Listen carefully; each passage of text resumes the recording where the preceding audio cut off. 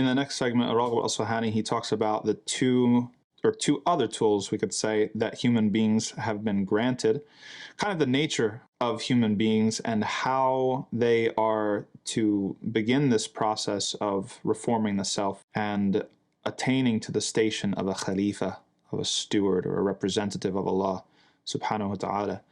And his take on it is that human beings have a dual nature, right? So part of that nature is material, right, the body, and then the other part of that nature is not material. You can call it the intellect, you can call it the spirit, the soul, whatever you want.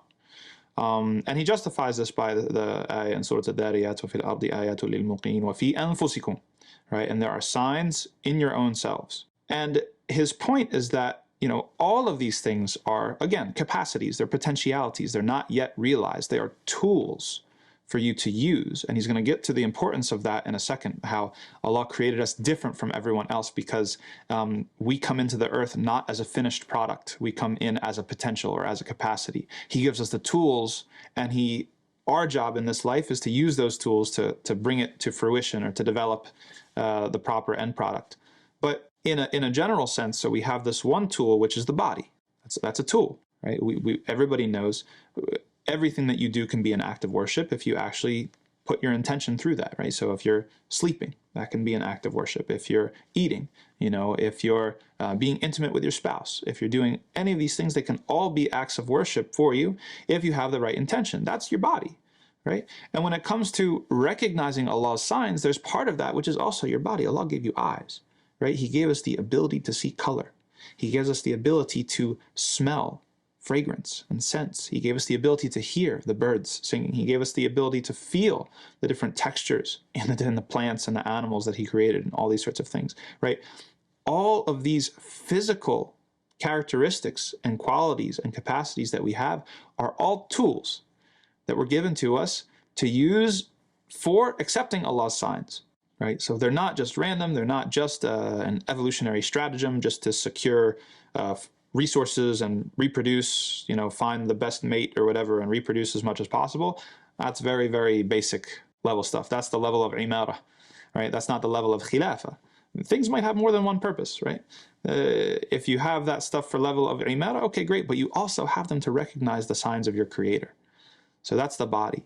And then the second aspect is the intangible, the inspiration, the insight, right? If our eyes are for sight, then our intellect and our soul is for insight, right? To be able to observe these things and put them all together, to recognize the patterns, to be able to detect in the creation mercy and love and genius and beauty, right? This is something that it might be tangentially related to physical forms, but it's not purely physical, right? This is something that is sublime, we would say. It goes beyond the physical corporal reality. And so these are the tools that we're given, which is why, and we're getting into now a little bit of the makarim al-Sharia, which is why some of the guidelines in the Sharia are geared towards protecting these two things, okay? If you've been given a body to detect and recognize Allah's signs, then it stands to reason that there's going to be guidelines for how to protect that body. If you've been given an intellect that is designed to recognize Allah's signs and submit to Allah's signs, then it stands to reason that you're going to have to protect that there should be guidelines that you cannot cross, red lines, consequences, to keep that intellect intact. Because as long as that intellect is intact, you might still recognize Allah's signs. Maybe not until you're 50 years old, maybe not until you're 60 years old, maybe not until you're on your deathbed. But as long as it's intact, you stand a chance. Okay, what if I'm an alcoholic? What if I'm a druggie? What if I do things that just destroy the tool? Am I ever going to be able to recognize the signs if I destroy the tools that Allah gave me? It's not possible. Unless Allah wills otherwise, it's not possible. And so many of the guidelines in the Sharia, whether it comes to intoxicants, or whether it comes to substances, or whether it comes to relations with other people, anything, a lot of it has to do with the preservation of these tools. Because the most important thing in our lives is the ability to recognize Allah's signs. And any activity that we engage in that might damage these tools that Allah has given us to recognize the signs, it's not worth it. we would rather go without these fun things that we think are going to bring us happiness. We'd rather go without them for our whole lives than damage the tools that Allah gave us to recognize His signs.